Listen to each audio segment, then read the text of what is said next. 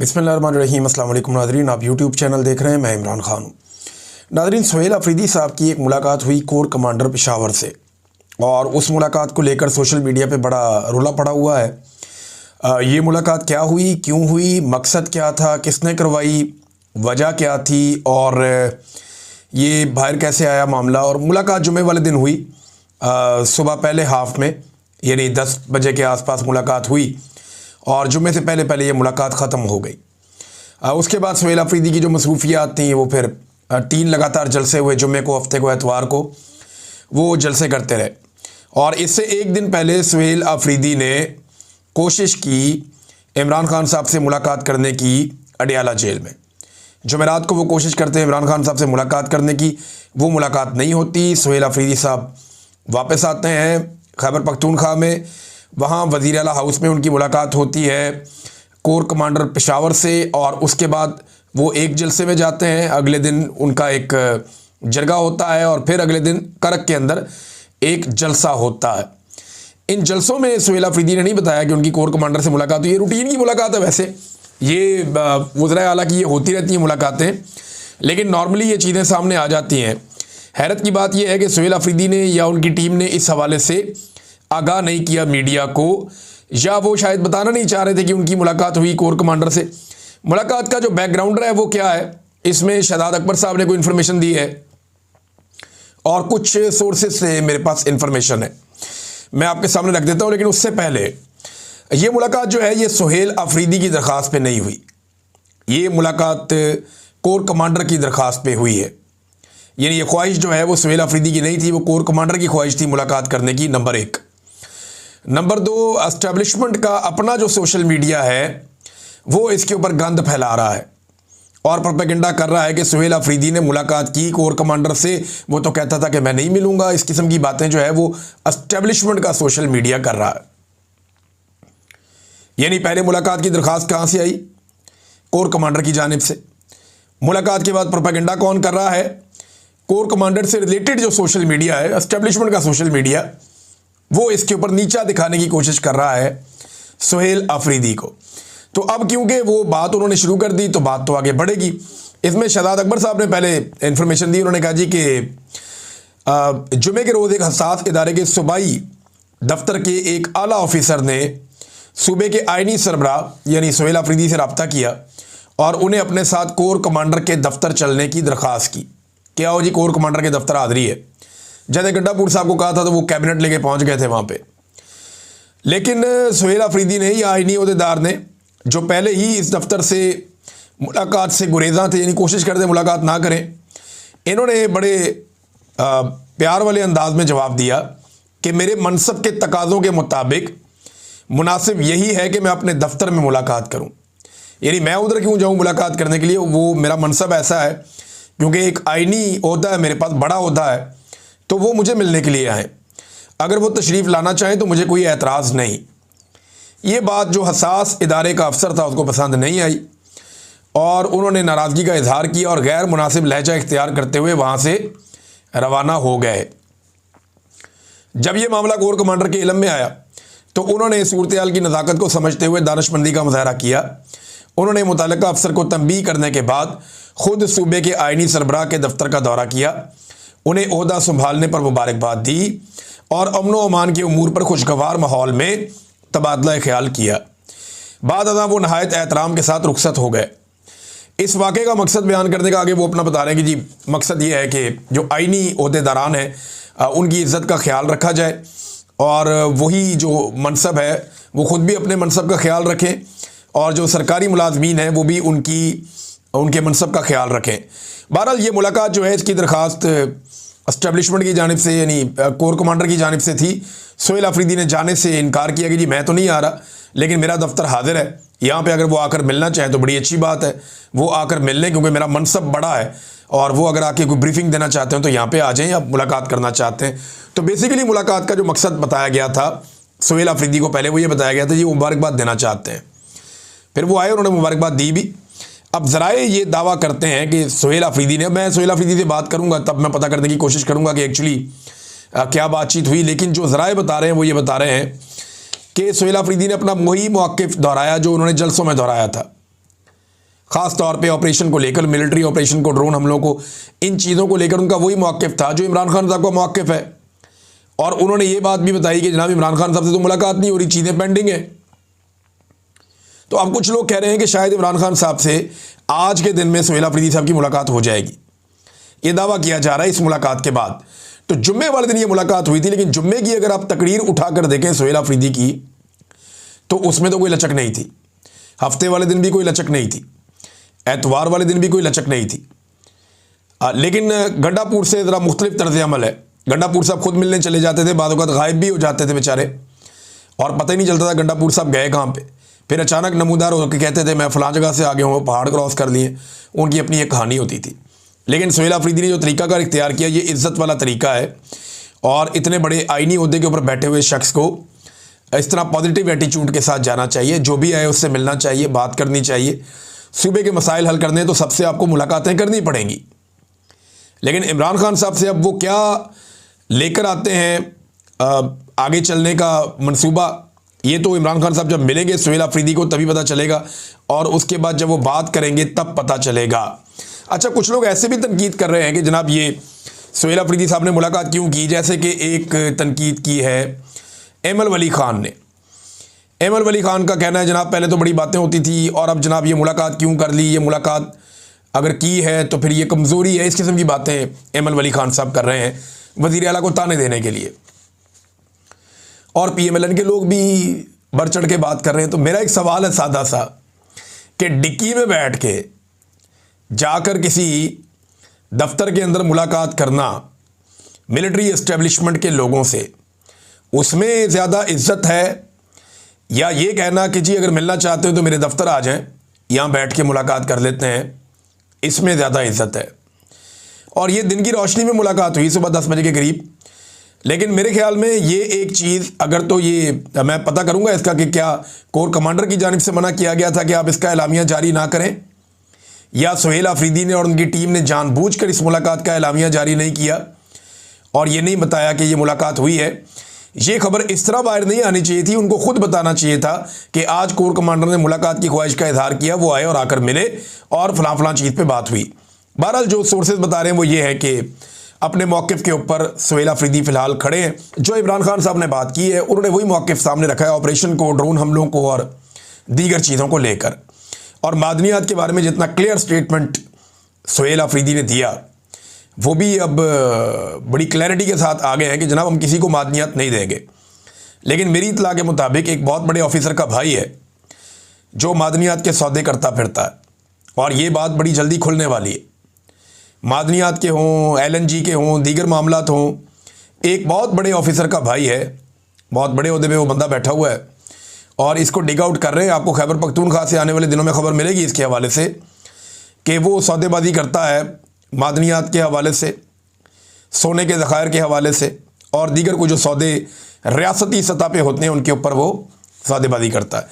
Nadreen, अब एक और ख़बर है, इसराइली अखबारात बता रहे हैं चीज़ें हमें पाकिस्तान से पता नहीं चल रही। पाकिस्तान के अखबारात को कोई बताता ही नहीं है, पाकिस्तान की मीडिया को वैसी ही इजाज़त नहीं है, मीडिया सारा कंट्रोल किया हुआ है पाकिस्तान का। तो हमें पाकिस्तानियों को इसराइली अखबारात ये बता रहे हैं कि पाकिस्तान की फ़ौज एक खसूसी ड्यूटी पे गज़ा जा रही है, यानी फ़ौज गज़ा जाएगी एक ख़ास ड्यूटी करने के लिए। ये बात पाकिस्तानियों को बता रहे हैं इसराइली अखबारात। और जिस मुल्क की फ़ौज जा रही है ना उसकी पार्लियामेंट को पता है, ना उसके वज़रा को पता है, और ना उसके मीडिया को पता है, और ना उसकी आवाम को पता है। देखें, पाकिस्तानी फ़ौज जो है इसकी तैयारी से लेकर आज तक जहाँ तक ये फ़ौज पहुँची है, ये सब पाकिस्तानियों के खून पसीने का पैसा है। तो पाकिस्तानियों को ये जानने का हक़ है कि हमारी फ़ौज कहाँ लड़ने जा रही है और कौन सी ड्यूटी करने जा रही है। नवाज शरीफ के दौरे हुकूमत में यमन में पाकिस्तान की फ़ौज को बुलाया गया था अरब ममालिक की जानिब से।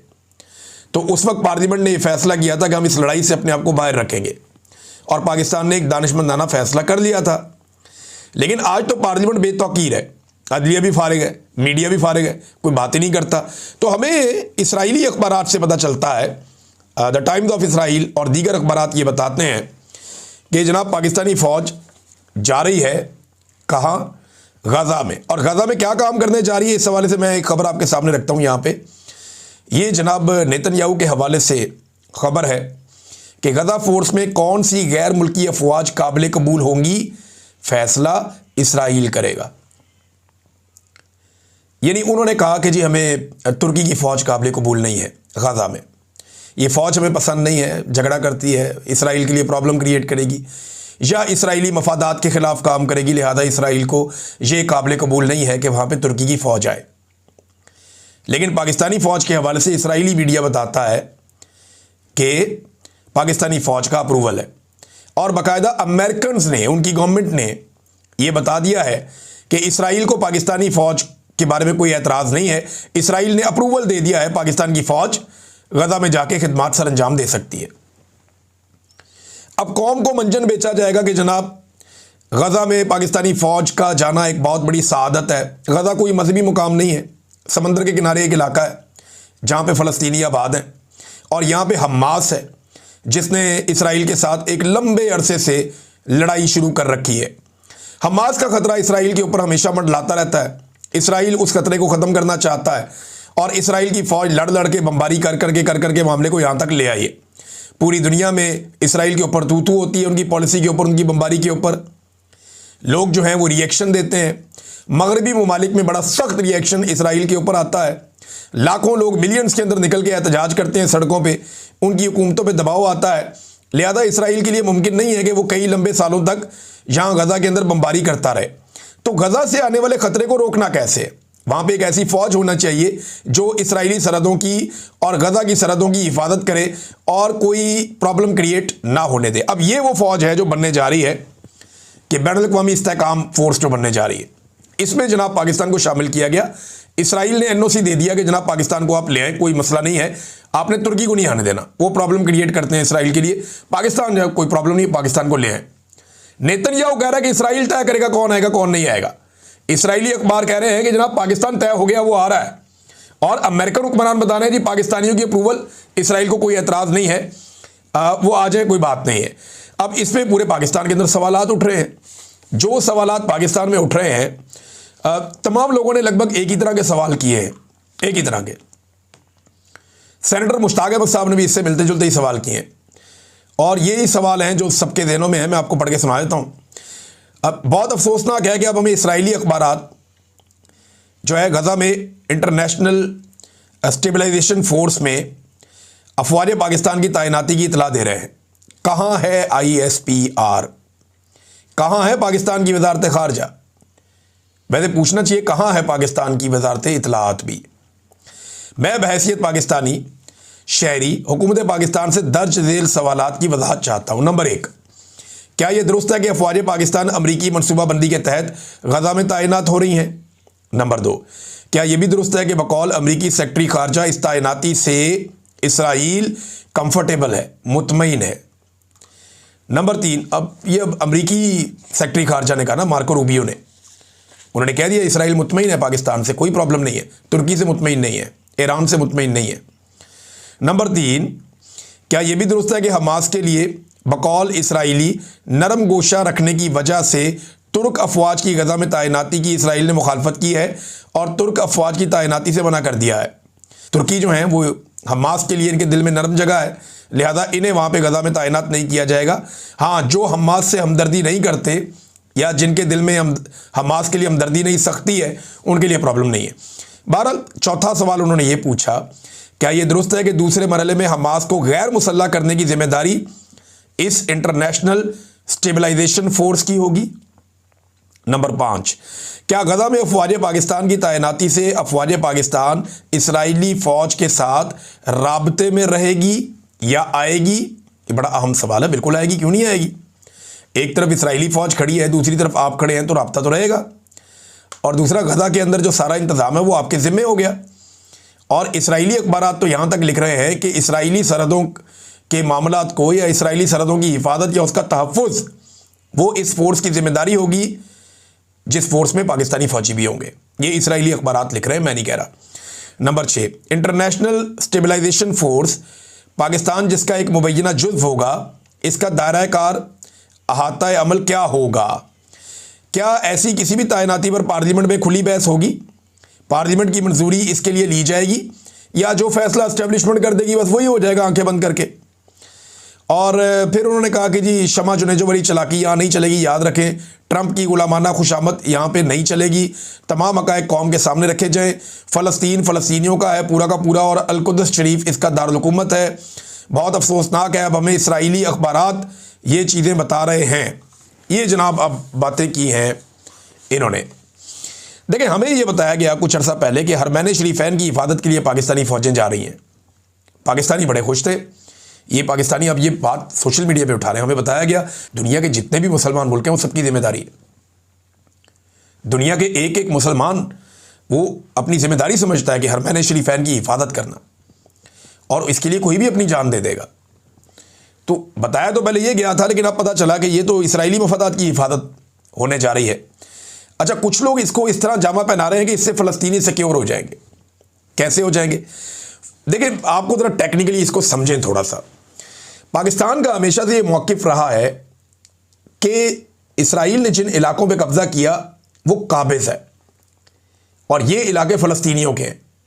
फ़लस्तीनी अपना कब्ज़ा छुड़ाने के लिए लड़ाई करते हैं। इसराइल अब उस लड़ाई से तंग आ गया क्योंकि उसने फ़लस्तीनियों को बहुत थोड़े इलाके में महदूद कर दिया।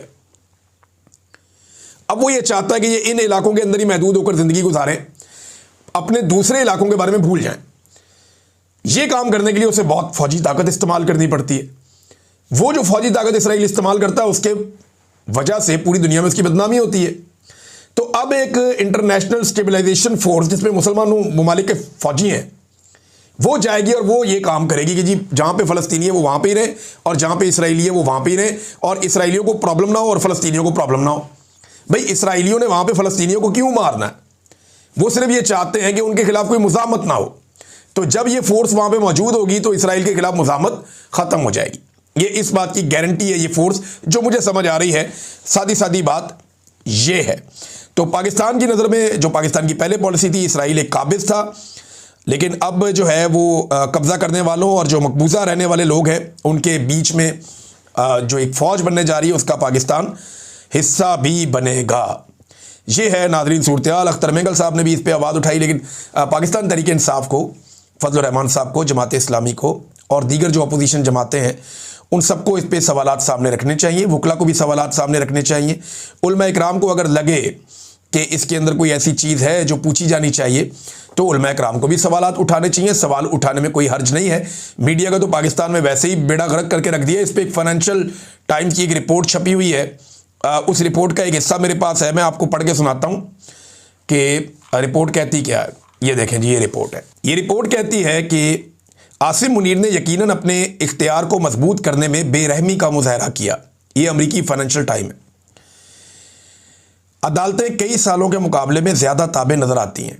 यानी माजी में अदालतें इतनी कब्ज़े में नहीं थी, कंट्रोल में नहीं थी जितनी अब कंट्रोल में है। टीवी एंकर्स और कॉलम निगारों का कहना है कि वो सख्त सेंसरशिप का सामना कर रहे हैं और मरकज़ी हिज़्ब इख्तिलाफ यानी पाकिस्तान तहरीक इंसाफ के ज़्यादातर रहनुमा या तो जेल में हैं या छुपे हुए हैं। इसी दौरान फ़ौज का कारोबार के मैदान में असर रसूख मुसलसल बढ़ता जा रहा है, जैसे कि SIFC हो गया या दीगर चीज़ें हो गई, मादनियात हो गई, ज़राअत हो गई। बहुत सारे शोबों में जो फ़ौज से मुंसलिक इदारे हैं वो बहुत तेज़ी से आगे बढ़ रहे हैं। ये भी उन्होंने लिखा। तज्ज़ियाकारों का कहना है कि आसिम मुनीर ने इतनी ज़्यादा ताकत अपने हाथ में जमा कर ली है जितनी उन फ़ौजी हुक्मरानों के पास भी नहीं थी जिन्होंने बाज़ाब्ता तौर पर पाकिस्तान में मार्शल लॉ का निफाज किया था।